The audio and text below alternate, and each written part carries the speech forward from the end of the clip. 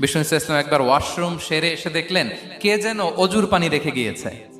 জিজ্ঞেস করলেন কে রেখেছে, বলা হলো আব্দুল্লাহ ইবনে আব্বাস রেখে, ছোট্ট আব্দুল্লাহ।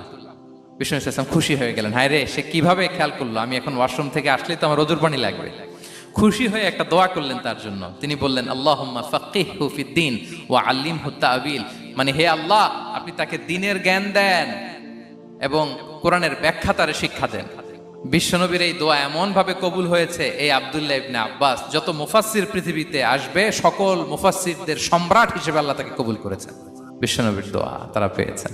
উম্মে সুলাইম রাদিয়াল্লাহু তাআলা আনহা আনাস রাদিয়াল্লাহু তাআলা আনহুকে নিয়ে আসলেন, বললেন নবী হে, আপনি এসেছেন, আমরা যে এত খুশি মদিনাবাসী, সবাই দেখে আপনার হাতে কিছু না কিছু হাদিয়া দেয়, আমি কি দিব? কিছু দেয়ার নাই, কিছু দেয়ার নাই, আমি গরিব মানুষ, আমি আমার নাড় ছেঁড়া ধন, কলিজার টুকরা আনাস, আমার শিশু সন্তানটারাই আপনারে হাদিয়া দিয়ে দিলাম।